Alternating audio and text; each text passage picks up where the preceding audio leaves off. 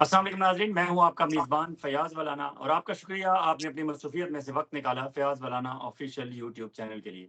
नाज़रीन, मेरे साथ शरीके गुफ्तगू हैं आप लोगों के पुरज़ोर इसरार पे पाकिस्तान की नामवर सहाफ़ी शाज़िया मलिक। इन दिनों टोरंटो होती हैं, लेकिन इससे पहले ये पाकिस्तान में, दी नेशन में, ऑब्ज़र्वर में, फ्रंटियर पोस्ट में और फिर यूएई में गल्फ़ न्यूज़ और फ़ोर्ब्स मैगज़ीन जैसे बड़े इदारों के साथ काम करती रहीं। आजकल टोरंटो में होती हैं और इनकी मेहरबानी कि हम जब इन्हें कॉल करते हैं, ये आ जाती हैं। अस्सलाम वालेकुम शाज़िया, कैसी हैं आप? नहीं, नहीं, मैं बिल्कुल ठीक हूँ। फ़याज़ भाई क्या बात करते हैं आप? आप मुझे जो है शर्मिंदा करते हैं। नहीं, नहीं, एनी टाइम, एनी टाइम। अच्छा, जी, आपसे पाकिस्तान की भी बात करनी है। इमरान खान को रिहा कराया जा रहा है, नहीं कराया जा रहा। पीपल्स पार्टी और मुस्लिम लीग नून की क्या नूरा कुश्ती है और हुँ, जमात इस्लामी वालों ने बहुत बड़ा वहाँ गज़ा मार्च किया है। उस उन सारे मौज़ूआत पे बात करनी है, लेकिन इस वक़्त हॉट टॉपिक जो कनाडा में है, वो अभी फेडरल इलेक्शन 28 अप्रैल को हो रहे हैं। उस जी। पे मुझे पता है आपकी बहुत गहरी नज़र है। आप 770 एएम पे रोज़ाना खबरें देती हैं लोगों को और बड़ी ताबड़तोड़ खबरें देती हैं। क्या खबरें हैं? लिबरल जीत रहा है, कंज़र्वेटिव जीत रहा है और फिर अपने पाकिस्तानी कौन-कौन आगे जा रहे हैं? हाँ जी, असल में तो फ़याज़ भाई thank you very much for the opportunity first of all. असल में तो ऐसा था कि जब तक तो ट्रूडो साहब थे, तो उस वक़्त तो ऐसा ही लग रहा था कि जैसे जो कंज़र्वेटिव पार्टी के लीडर हैं पीए पोलिएव वही जीतेंगे और जिस तरह के वो बातें भी कर रहे थे, एक्स द टैक्स ऐसे करके। अभी क्या हुआ है कि सिनेरियो चेंज हो गया है। अभी आगे हैं मार्क कार्नी। तो मार्क कार्नी जो हैं वो उन्होंने आते सार ही जो इनके सारे बातें थे ना कि जी एक्स द टैक्स, उन्होंने आते सारी कहा ठीक है जी ये तो हम खत्म ही कर रहे हैं। ये मुद्दा हम खत्म कर रहे हैं और बहुत सी चीजें उन्होंने खत्म कर दिए हैं। इसके अलावा उनको पता है लोगों को कि अब आप देखिए कि ये जो है पीए पॉलियर साहब कितने अरसे से पार्लियामेंट में थे। आप सोचें कि एक भी रेजोल्यूशन लेकर नहीं ये आए थे और फिर जिस तरह की ये बातें कर रहे हैं कॉन्स्टेंटली, बहुत ही ज्यादा इनकी कंफ्लिक्टिंग बातें हैं। जैसे कि अब आई डोंट नो कि हमको ऐसे बोलना चाहिए कि नहीं। कहते हैं जी कि मेरे बच्चे बहुत फ्लुएंट फ्रेंच बोलते हैं। एक तो बेचारा छोटा सा 3 साल का है, दूसरे जो हैं उनके बारे में ये कहते हैं जी कि उनको ऑटिज्म है। तो अभी फ्रेंच कौन बोल रहा है फिर तो इस तरह। और फिर कि जी हम जो मुसलमानों को उन्होंने बहुत ज्यादा नाराज कर दिया कि मैं डिफंड कर लूंगा UNRWA। तो अब इस तरह की बहुत सारी इनकी जो बातें आने लगी हैं तो इनका ग्राफ नीचे जा रहा है। ओवरऑल अगर हम नैनोस के पोल्स देखेंगे तो उसके अंदर यही लग रहा है कि लिबरल्स जीतेंगे। हो सकता है कि थोड़ा कम मेजोरिटी के साथ वो जीते, लेकिन जीतेंगे वही। और खास तौर पे जो 905 का हम एरिया बोलते हैं, क्योंकि वो आपको पता ही है ना वो जो कोड है उस एरिया का, ये जो बिल्कुल, सारा बिल्कुल। ऑन्टेरियो एंड ये सारा जो इधर का है, तो वो 905 एरिया में और खास तौर पे जो ऑन्टेरियो है उसमें लिबरल्स बहुत आगे चल रहे हैं। तो ये मैंने थोड़े से नंबर्स निकाले थे। जैसे लिबरल जो सॉरी ऑन्टेरियो जो है उसके अंदर 122 सीट्स है, क्यूबेक में 78 सीट्स है, ब्रिटिश कोलंबिया में 43 है, अल्बर्टा में 37 सीट्स है, मैनिटोबा में 14 है, सस्कैचुअन में 14, Nova Scotia 11, new Brunswick 10, new फाउंडलैंड and Labrador 7, Prince Edward islands 4, नूनावुट 1, north west territories 1 और यूकॉन में 1। तो अभी जो ऑन्टेरियो है जिसके के अंदर 122 सीट्स है, उसके अंदर बहुत ज्यादा जोर जो है वो लिबरल्स का चल रहा है। ऑल्सो ये जो हमारा ब्रैम्पटन और मिसिसागा का जो एरिया है, यहाँ पे बहुत ज्यादा लिबरल्स है। यानी कि ये जितने भी इनकम्बेंट्स हैं जो कि जैसे सोनिया सिद्धू हैं, रूबी सहोता हैं, मनिंदर सिद्धू हैं, कमल खेरा हैं, ये सब लोग जीतते हुए नजर आ रहे हैं। और अभी जो एक नई कॉन्स्टिट्यूएंसी इन्होंने ब्रैम्पटन में बनाया है जिससे कि वो शफकत अली साहब है, तो वो भी लग रहा है कि शायद जीत जाएंगे। और फिर एक जो मिसेस सागा में भी इनका लग रहा है। तो नैनोज भी यही दिखा रहा है। और जो प्रेफर्ड पीएम का आता जा रहा है कि जी प्रेफर्ड पीएम अब कौन है, वही बात है कि जिस वक्त तक तो ट्रूडो साहब थे तो बहुत सारा लग रहा था कि जैसे पीए पॉलिएव साहब ही जीतेंगे, लेकिन अभी नहीं लग रहा है जब से कार्नी साहब आए। तो जब जब ये लोग पूछ रहे हैं, और अब तो आपको मालूम है कि आज 21 है और जस्ट अबाउट 1 वीक रह गया है, तो 1 वीक बिफोर भी जितने भी पोल्स है वो बोल रहे हैं कि प्रेफर्ड पीएम जो है वो कनेडियंस को लग रहा है कि मार्क कार्नी ही होंगे। उन्होंने आके बहुत ज्यादा एक तो स्ट्रॉन्ग मैसेज दिया था ट्रंप साहब को, और फिर वो ट्रम्प साहब जो है उसके साथ वैसी, इसीलिए वो खराब किस्म की लैंग्वेज, जैसे ट्रूडो साहब को बोलते थे गवर्नर ट्रूडो और मैं 51st स्टेट बना, वो सब नैरेटिव उनका भी चला गया है। तो ये बहुत स्ट्रॉन्ग आदमी जो है ये आ गया। अच्छा, कुछ जो आप कह रहे हैं कि जो वर्थ वॉचिंग रहेंगे, जो जो के कॉन्स्टिट्यूएंसीज रहेंगे, वो 10 है, खासतौर पे जो जीटीए के अंदर हैं वो 10 है बड़ी इंपॉर्टेंट, जिनके के अंदर सबकी नजर रहेगी। सबसे पहली तो जो है एजेक्स में है, यहाँ पे लिबरल्स जो थे होल्ड कर रहे थे इसको 2015 से, लेकिन अभी क्या हुआ है कि मार्क हॉलैंड जो कि हाउस लीडर भी थे और मिनिस्टर ऑफ हेल्थ भी थे, उन्होंने बोला कि अब मैं रन नहीं करूंगा। तो वैसे तो ये रखना चाहते हैं लिबरल्स इसको, यहां से टोरंटो की जो डेप्यूटी मेयर हैं जेनिफर मैकेल्बी, वो अब लिबरल्स के लिए रन कर रहे हैं। लेकिन जो रेडियो होस्ट ग्रेग ब्रेडी हैं वो भी बहुत पॉपुलर हैं, तो वो भी यहां से कंजर्वेटिव्स का रन कर रहे हैं। लेकिन ये बहुत ही इंटरेस्टिंग और बहुत क्लोज रेस इनके पास रहेगी। इसके अलावा बॉमनविल ओशोवा नॉर्थ जो है, ये न्यूली क्रिएटेड एक जो है राइडिंग है, और यहां से जो करंट एमपी हैं फॉर डरहम और रेडियो होस्ट भी हैं, आपने नाम सुना होगा जमील जिवानी जो हैं, वो यहाँ पे 2024 के बाय इलेक्शंस जो थे उसमें भी जीते थे, और इन्होंने हराया था जो फॉर्मर कंजर्वेटिव पार्टी के लीडर थे एरन ओटूल, उनको हराया था। तो मतलब हराया इन अ सेंस ये था कि वो उन्होंने सीट छोड़ दी थी, रिजाइन कर दिया था, तो फिर कुछ था नहीं, तो ये वहां से जीत गए थे। और इस वक्त जो है ब्रिजेट गियर्ड जो हैं वो हैं लिबरल पार्टी से, और एनडीपी के लॉ ग्रेजुएट जो हैं एलेनोर मोरानो है। तो लग रहा है कि जैसे शायद लिबरल्स अपना इसको पकड़ के रख सकते हैं, नहीं रखेंगे तो फिर ये लूज करेंगे। लग रहा है इस दफा के कुछ लिबरल्स तो अपनी सीटें जो है लूज करेंगे। फिर एग्लिंगटन लॉरेंस जो है, ये सीट खाली हो गई थी, जबकि ये जो हमारे कैबिनेट मिनिस्टर थे, आपको पता ही है लिबरल पार्टी के मार्को मेंडिचिनो जो थे, उन्होंने बोला था कि मैं छोड़ दूंगा, और ये फिर अब इस वक्त एज वी स्पीक ये चीफ ऑफ स्टाफ है इस वक्त मार्क कार्नी साहब के, तो उसके साथ वो काम कर रहे हैं। तो former Toronto city councillor Karen Stintz जो है वो कंजर्वेटिव की तरफ से लड़ रही है, और विंस गैस्पारो जो कि आपको पता है कि जो टोरंटो के मेयर होते थे जॉन टोरी, उनके साथ ये काम करते थे, तो अब वो ये रन कर रहे हैं लिबरल्स की तरफ से। किंग वॉन का एरिया तो बहुत ही ज्यादा इंटरेस्टिंग है, क्योंकि यहाँ पे कंजर्वेटिव इनकम्बेंट जो एना रॉबर्ट्स है वो सोच रही है कि इसको होल्ड करे, क्योंकि 2021 से वो यहाँ पे जीतती आ रही है। लेकिन अब इसमें क्या हो गया है, इसने बीट भी किया था जो इनकम्बेंट थी डेब शुल्ट्ज, लेकिन यहाँ से इंजीनियर मुबारक जो हैं अहमद, वो अब यहाँ से खड़े हो रहे हैं। तो वो आपको पता है वो अहमदिया कम्युनिटी से बिलोंग करते हैं, पैसे वाले भी हैं, उनकी कम्युनिटी भी बहुत ज्यादा जो है वो पैसे वाली है, तो लग रहा है कि जैसे शायद वो जीत सकते हैं। और 3 दिन पहले वो 46% पे थे, और उनके जो मुकाबले में थे कंजर्वेटिव के वो 49% पे थे। जी जी जी, तो बस ये लग रहा है कि अब ये मुबारक अहमद यहाँ से जीत सकते हैं। फिर पीटर्सबरो का जो एरिया है वो भी बहुत ज्यादा इंटरेस्टिंग है, क्योंकि ये राइडिंग जो है ये बहुत ज्यादा फ्लिप फ्लॉप करती रहती है। ये कभी एक उसके पास रहती नहीं है, कभी ये लिबरल्स के पास चली जाती है, तो हो सकता है कि लिबरल्स के हाथ से ये निकले। ये बहुत ही इसमें खतरा पैदा हो गया। यहाँ पे जो इनकम्बेंट है मिशेल फरारी, वो फेस कर रही है एमा हैरिसन को, और यहाँ पे ये जो है स्मॉल बिजनेस ओनर हैं और फार्मर हैं, और इसी तरह एनडीपी ने भी एग्जैक्टली वैसा ही एक प्रोफाइल के बंदे को, जैसे कि हैदर रे जो है उनको लिया है, वो भी फार्मर हैं और स्मॉल बिजनेस है उनका। तो ये काफी वो है खतरे की बात। स्पिडाइना हार्बर फ्रंट जो है, यहाँ से केविन वोंग जो थे उन्होंने 2021 में सीट जीता था लिबरल्स के लिए, लेकिन लिबरल्स ने फिर इनको ड्रॉप कर दिया था, और फिर ये एज एन इंडिपेंडेंट जो थे बैठे रहे थे। अब लिबरल्स ने यहाँ से कैंडिडेट जो है शी नेग्यून को लिया है। एनडीपी जो है वो होप कर रहा है कि शायद वो इस सीट को जीत सके, और वो बहुत उन्होंने यहाँ पे जोर लगाया है, क्योंकि यहाँ से उन्होंने एक बहुत ही प्रोमिनेंट बंदा जो फॉर्मर स्कूल बोर्ड ट्रस्टी था नॉर्म डी पैस्क्वाल, उसको यहाँ से उन्होंने लिया है।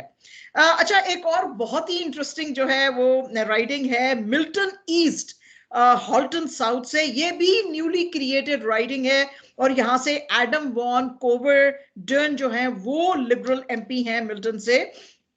और इन्होंने, आप सोचें कि इन्होंने हराया किसको था, बहुत बड़ी स्टॉलवर्ट थी कंजर्वेटिव पार्टी की, लीजा रेट, अगर आपको याद होंगी, आपने इंटरव्यूज डिप्टी भी, प्राइम मिनिस्टर रही हैं। जी डेप्टी प्राइम मिनिस्टर थी और आपने उनके इंटरव्यूज भी लिए होंगे। तो लीजा रेट को इन्होंने हराया था और फिर ये री इलेक्ट हुए थे 2021 में, और अब ये रन कर रहे हैं बर्लिंगटन नॉर्थ मिल्टन वेस्ट से। यहां से कंजर्वेटिव एमपीपी जो पहले थे परम गिल, अब वो यहां से फॉर एमपी जो है वो लड़ रहे हैं, और यहां पे ये फेस करेंगे लिबरल की क्रिस्टीना टेसर डिर्कनसन को, जो कि टाउन काउंसलर भी हैं और लॉयर हैं, बड़ी उनकी है। लेकिन गिल साहब जो हैं वो तकरीबन 2018 से जीतते हुए आ रहे हैं, और आपको पता ही है कि बहुत लंबा उनका पॉलिटिक्स का कुछ एक्सपीरियंस भी है। पहले वो मिनिस्टर फॉर सिटीजनशिप एंड थे, मल्टीकल्चरलिज्म, फिर minister for red tape reduction जो थे वो थे। तो he is a very known figure, और तकरीबन जनवरी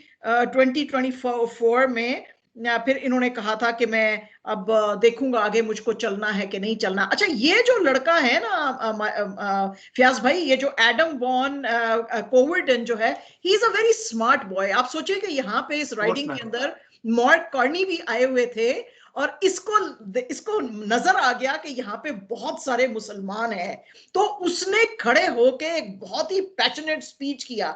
उसने कहा कि पैलेस्टाइन इज फॉर पैलेस्टीनियंस, और हालांकि मार्क कार्नी इनके पीछे ही खड़े हुए थे, साथ ही थे, उन्होंने इनको किसी बात पे कॉन्ट्राडिक्ट नहीं किया, और इन्होंने कहा कि ये कितना जुल्म है जो उनके साथ हो रहा है उनके अपने खुद के मुल्क में, और हम जो है बिल्कुल, मैं खुद एडवोकेसी करूंगा कि उनको यूएनआरडब्ल्यूए को हम कभी भी पैसे ना रोके और उनको चलता जाए। तो ये बहुत बड़ा फेवरेट जो बन के है यहां से सामने आ रहा है।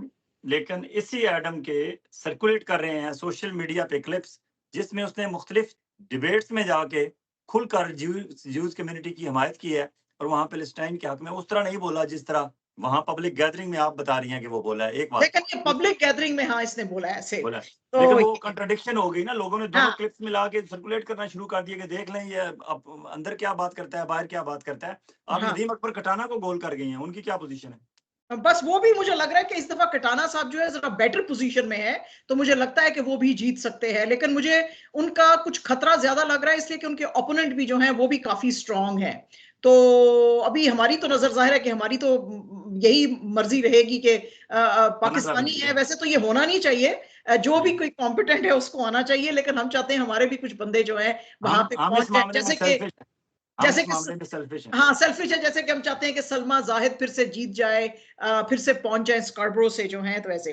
अच्छा, फिर टोरंटो सेंट पॉल्स जो है, ये तो बहुत ज्यादा स्ट्रॉन्ग होल्ड हमेशा से कंजर्वेटिव्स का रहा है, और यहां से पिछली दफा कंजर्वेटिव्स, आप सोचिए, सिर्फ 600 वोट्स जो हैं उनसे जीते थे।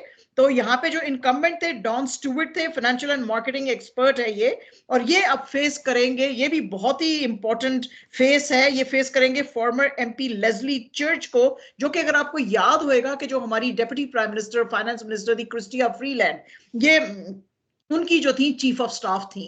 तो ये बहुत ही कांटे का यहाँ पे भी रहेगा। फिर टोरंटो सेंटर जो है, यहाँ पे जो फॉर्मर जर्नलिस्ट हैं इवान सोलोमन, वो रन कर रहे हैं, और क्योंकि वो इसलिए कर रहे हैं कि ये भी लिबरल्स का बहुत स्ट्रांग होल्ड था, लेकिन मर्सी लेन जो है उनकी, उसने कहा है कि अब वो नहीं रन कर रही है इस कॉन्स्टिट्यूएंसी से। तो इसलिए तो यहाँ पे इनका जो मुकाबला है बहुत सख्त है, क्योंकि जो एनडीपी यहाँ से जो लेकर आ रहे हैं समैंथा ग्रीन को, वो बहुत ज्यादा स्ट्रांग है, और इसके साथ साथ जो कंजर्वेटिव है लुइस इबारा, वो भी कुछ ठीक चल रहा है। समैंथा जो है वो बेसिकली बहुत स्ट्रांग है। एंड देन एब्सोल्युटली जो लास्ट राइडिंग देखने के लायक होगी, वो ये है कि इन्होंने अगेन नई क्रिएट की, और ये इंडिजिनस जो है वो क्रिएट किया, और ये है टलैको पार्कडेल हाई पार्क। पहले ये थी, ये सिर्फ पार्कडेल हाई पार्क थी, लेकिन अब इन्होंने ये टलैको पार्कडेल हाई पार्क जो है, इसको ये एक नया एक क्रिएट किया है, कुछ हिस्से एक साइड से और कुछ हिस्से एक साइड से लेके इन्होंने ये किया है। और यहाँ पे जो है ये भी फ्लिप फ्लॉप होती रहती है काफी सारों के बीच में, कभी एनडीपी के और कभी दूसरों के। तो यहाँ से आपको पता ही है कि लिबरल एमपी जो थे आरिफ विरानी थे, अगर आपको याद होए, और हमारे वो भी थे, अटॉर्नी जनरल भी रहे। तो वो यहाँ से अब उन्होंने कहा है कि मैं अब रन नहीं कर रहा हूं। यहां से अब भुतीला कारपोचे जो है वो एनडीपी के लिए रन कर रही है, और लिबरल है करीम परदेसी, फॉर्मर ये एडवाइजर थे जो हमारी ऑन्टेरियो की प्रीमियर थी कैथलीन वेन, उनके। तो ये बेसिकली जो अब मुकाबला है ये भुतीला और ये जो करीम है इनके बीच में है यहाँ पे, और ये काफी कांटे का यहाँ पे जोर जो है वो रहेगा। लेकिन मुझे लगता है कि करीम शायद जीत जाए, क्योंकि भुटीला जो थी वो पहले भी हारी है। कंजर्वेटिव पार्टी के जो हैं व्लाडिस्लॉ लीजॉन हैं, जो कि 2011 से 2015 के बीच में रहे हैं एमपी, लेकिन फिर वो 2015 में लूज कर गए थे लिबरल कैंडिडेट के अगेंस्ट। तो ये जो कुछ है ना फयाज भाई, बहुत इंपॉर्टेंट है। इसके अलावा जो हमारे अपने जो कुछ लोग हैं यहाँ पे जो पाकिस्तानी जिनको हम बोलते हैं, वैसे तो हमको ये चीजें पाकिस्तान में छोड़ के आनी चाहिए, मेरे मामे दा पुत्र, मेरे चाचे दा पुत्र, इसको तुम दो। लेकिन चूंकि हमारे सिख भाई जो है वही भी यही करते हैं, साड़ी कुड़ी है, साडा मुंडा है, तो फिर हम भी अपने कुड़ी और मुंडों को ढूंढते हैं।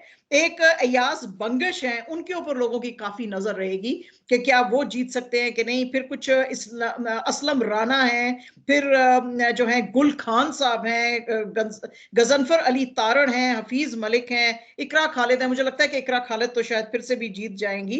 मुबारक की मैंने बात कर ली है, नजम नकवी है, रहीम मियाँ है, सलमा जाहिद की भी हमने बात की है, समीर जुबैरी है, he is looking very very strong. Sameer Zubairi, I think that he can actually win. और फिर शहनाज मुनीर हैं, यासिर नकवी हैं। अगेन यासिर नकवी जो है फिर से लग रहा है कि शायद जीत जाएंगे, एंड देन जीशान खान। तो ये हमारे कुछ पाकिस्तानी हैं, ऑल टुगेदर कोई 57 के करीब हैं। तो कुछ अगर ये जीत के आएंगे, वैसे तो मैं आपको बताऊं कि हमारे जो पाकिस्तानी जीत के जाते हैं तो वो तो कुछ इतना अपना कम्युनिटी के लिए बात नहीं करते। आपको पता ही है कि जब पाकिस्तान तक में फ्लड्स आए थे तो रॉब ओलिफेंट ने कनेडियन गवर्नमेंट से बोला था कि we need to help Pakistan, और वो सारा वो पैसे और डेलीगेशन सब कुछ लेकर गए थे। बट एनीवेज वो सिर्फ एक खुशी होती है कि शायद जी हमारे बंदे शायद जीत के जाएंगे तो कुछ करेंगे। क्योंकि आप देखिए कि दूसरी तरफ जो इंडियंस हैं कॉन्स्टेंटली अपने ट्रेड मिशंस जो है वो लेके इंडिया जाते हैं। हमारा तो कभी ऐसा कुछ एमपी का नजर आया नहीं है कि किसी पाकिस्तानी एमपी ने भी बोला हो कि जी हम भी कुछ ट्रेड मिशन लेके पाकिस्तान जा रहे हैं। तो हमारी दुआ होगी कि ज्यादा से ज्यादा पहुंचे, क्योंकि अकेले अकेले कहीं इन्हें वहां असेंबली में बोलते हुए डर ना लगता हो। 8-10 होंगे, पूरा जत्था होगा इनका, तो फिर शायद ये डर खत्म हो जाएगा, खौफ, फिर शायद बोलना भी शुरू कर देंगे और डेलीगेशन भी लेके जाना शुरू हो जाएंगे। अब चलते हैं पाकिस्तान की तरफ। इमरान खान को आप रिहा करवा रही हैं कि नहीं, क्या खबरें? अच्छा, मेरी ना थोड़े दिन पहले फयाज भाई बात हुई थी सलमान अहमद, जो कि जुनून के लीड गिटारिस्ट हैं, आपको मालूम ही है, और गुडविल एम्बेसडर थे यूनाइटेड नेशंस के, और जो कल्चरल एम्बेसडर भी कुछ ऐसा करके लगाया था इमरान खान साहब ने। उनके पास पीटीआई का कुछ पोर्टफोलियो तो नहीं है, he is not part of PTI, लेकिन वो just because of his love for Imran Khan वो बहुत ज्यादा काम करते हैं। ये सारे कांग्रेसमैन जो हैं उनके साथ इनकी मुलाकातें होती हैं और उनसे वो बात, तो उन्होंने वो मैं मुझे एक इंटरव्यू दे रहे थे कुछ दिन पहले, और उन्होंने कहा कि इमरान खान के बारे में बहुत बड़ी आपको और बहुत जल्दी खबर आने वाली है। इसके अलावा जो मेरे फ्रेंड्स इस्लामाबाद में हैं, उनसे मैं पूछ रही थी कि भाई ये जो पूरा डेलीगेशन आया हुआ था और हमारे सिपा सालार साहब के साथ बड़ी लवी डवी बातें कर रहे थे और बड़े हंस हंस के और मुस्कुरा मुस्कुरा के तस्वीरें भी उन्होंने खिंचवाए हैं, खास तौर पे जैक बर्गमैन जो है, चलो सूजी जो है वो तो शायद जरा थोड़ा सा करता है, टिल्ट दिखाता है मिलिट्री की तरफ, बट नॉट जैक बर्गमैन। तो मैंने कहा उसने क्या देखा वहां पे जाके। तो जो मेरे फ्रेंड्स थे इस्लामाबाद में वो मुझे बता रहे थे कि वो असेस करके गया है सारा कुछ कि ये सारा कैसे चल रहा है, और वो इतने स्टूपिड नहीं है। आपको पता है ना कि वो भी मिलिट्री का ही बंदा है जैक बर्गमैन जो है। तो उसने ये असेस किया है कि यहाँ पे मुल्क में घुटन है, फैशिज्म है, क्योंकि वो तो चाहते थे कि जैसे इमरान खान से भी मिले और उनकी फैमिली से भी मिले, तो किसी से उनको मिलने नहीं दिया गया। तो इसके इसके अलावा जो इंग्लैंड से भी कुछ लोग आए थे, और इंग्लैंड की पार्लियामेंट में तो आपको पता है कॉन्स्टेंटली शोर बहुत ज्यादा मचता है इमरान खान के लिए।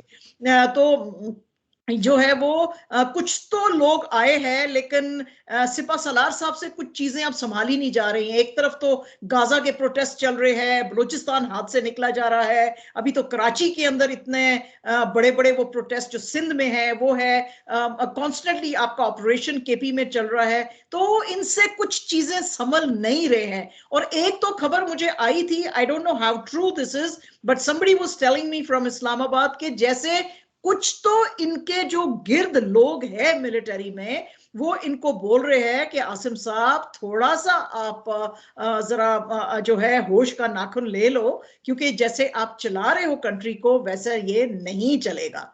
तो मुझे मुझे मुझे लेकिन इसकी जो शहबाज शरीफ साहब है, इसका बहुत बड़ा ब्लंडर होएगा अगर नवंबर 2025 के बाद उन्होंने इसको हासिम साहब को अगर दे दिया, अगर एक्सटेंशन दे दिया, फिर सर ये बैठे रहेंगे 2029 तक और आपके सर में दर्द होता ही चला जाएगा।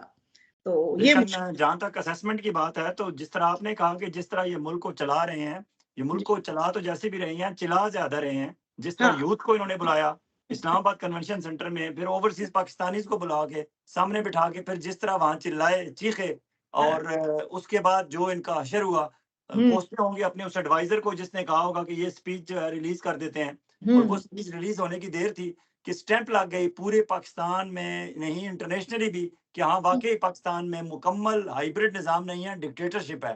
तो ये डिक्टेटरशिप ज्यादा अरसा नहीं चल सकेगी। और जिस तरह आप कहती हैं कि फिर ये लंबे अरसे तक हो जाएंगे, तो इसका मतलब तो ये है कि फिर जनरल जियाउल हक 2, जियाउल हक का दूसरा जन्म हो जाएगा। लेकिन जियाउल हक आए थे 80s में, अब वी आर सिटिंग इन 2025, तो क्या 80 का दौर और 2025 45 ईयर्स दरमियान में है। क्या 45 ईयर्स के दौरान हम लोगों ने, हमारी कौम ने कुछ नहीं सीखा? और हमारी यूथ जो जिसके बारे में हम फख्र से कहते हैं कि 65% अंडर 30 ईयर्स ऑफ एज हैं, अब अंडर 30 ईयर्स ऑफ एज वाले जो नौजवान होते हैं उनमें कोई खौफ नहीं होता, उनको कोई उनके चीजें एट रिस्क नहीं होती, उनकी कोई बिलोंगिंग्स नहीं होती। हम में से, मेरी उम्र के, आपकी उम्र के, हमें बाहर निकल के प्रोटेस्ट करते हुए हमने 100 दफा सोचना है कि पीछे बच्चों का क्या होगा, फैमिली का क्या होगा, जॉब का क्या होगा। हमारी बहुत सारी लिमिटेशंस होती हैं।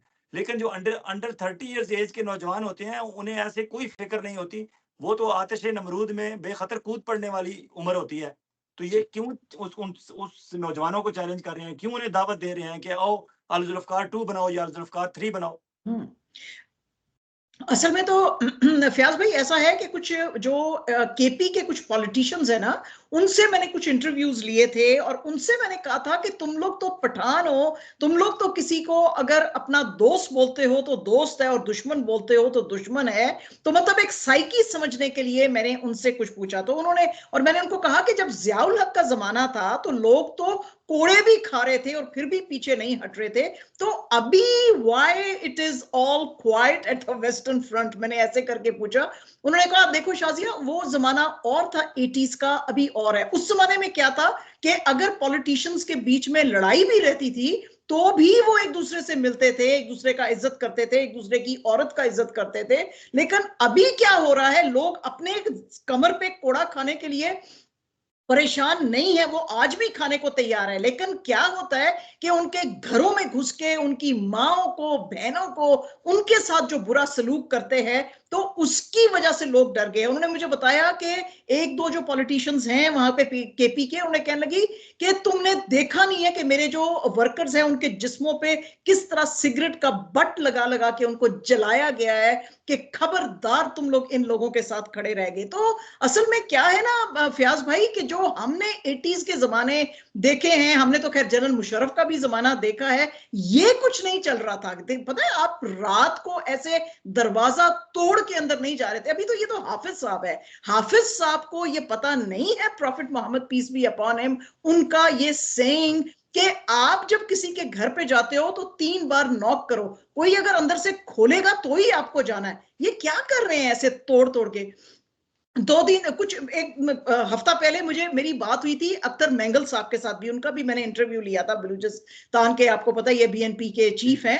तो उनको मैं वो पूछ रही थी कि अचानक से आप तो लग रहा था कि जैसे इस्टेब्लिशमेंट के साथ बड़े लवी डवी होते थे, अभी आप कैसे बैठे हुए इन सबके साथ? तो उन्होंने कहा देखो, हम जो बलोच है ना, औरत के खिलाफ हम ये सब कुछ नहीं देख सकते हैं जो उनके साथ कराची में या बाकी जगहों पे किया जा रहा है, इसलिए हम सड़कों पे आए। तो फयाज भाई क्या होता है ना कि वो यंग तो हैं, लेकिन वो यंग बाप हैं, यंग जो हैं बेटे हैं, वो देख नहीं सक रहे हैं कि उनकी बहनों और बेटियों के साथ क्या किया जा रहा है, तो उसका ये रिएक्शन है। तो इसीलिए मैं बोल रही हूं कि अभी शहबाज शरीफ साहब को, उनको भी थोड़ा अकल का नाखून लेना चाहिए, उनको इनको बिल्कुल एक्सटेंशन नहीं देना चाहिए, क्योंकि कौम इस वक्त बहुत ज्यादा भड़की हुई है।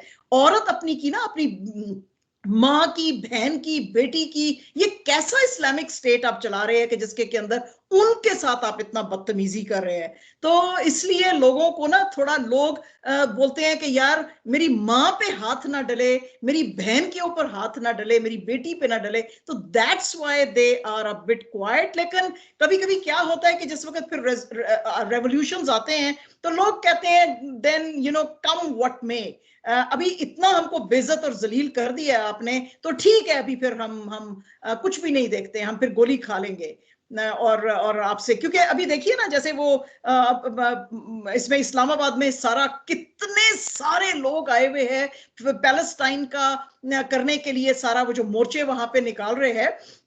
तो आप सोचिए कि इस्लामाबाद में जिस वक्त पीटीआई वाले आए थे तो उनके ऊपर तो उन्होंने गोलियां चला दी थे, तो उनके ऊपर गोलियां चलाए, उनको बोला जी कि आप निकलो इस्लामाबाद से। तो ये लोगों को कैसे इजाजत दे दी है ये जो सारा रिलीजियस पार्टीज है? तो इसके अंदर भी बहुत बड़ा साजिश है, और आप लोगों को पाकिस्तान में समझ में नहीं आ रहा है कि ये मिलिट्री के ऊपर अभी प्रेशर भी है कि तुम इजराइल को मानो एलिजली। आई मीन मुझे ये लगता है, तो वो क्या बोल रहे हैं, वो इनको बढ़ावा दे रहे हैं कि तुम लोग प्रोटेस्ट निकालो। क्यों? हमारी शाबाशी है कि हम उनको, अमेरिकन को बोलना चाहते हैं कि जी हम तो इजराइल को जैसे फॉर एग्जांपल एक्सेप्ट शायद करने को तैयार है, लेकिन हमारी जनता देखो कितनी पागल है, तो वो नहीं मानने को। क्योंकि आपको पता ही है पिछले दिनों में एलिजली ये भी न्यूज आया था कि पाकिस्तान की तरफ से बहुत सारे लोग इजराइल में डेलीगेशन लेकर गए हैं और वहां पे मिले।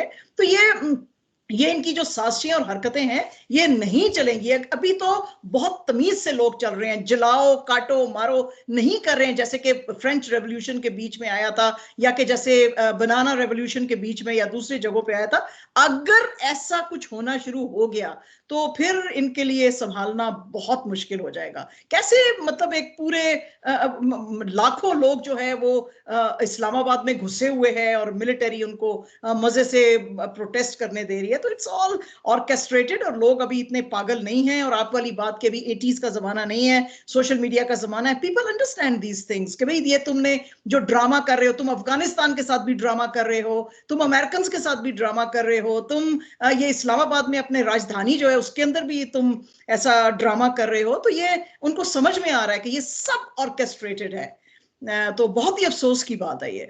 चलें ठीक है, बहुत शुक्रिया शाजिया, आइंदा भी आपसे बात होती रहेगी। नाज़रीन इजाज़त चाहूँगा, अल्लाह हाफ़िज़।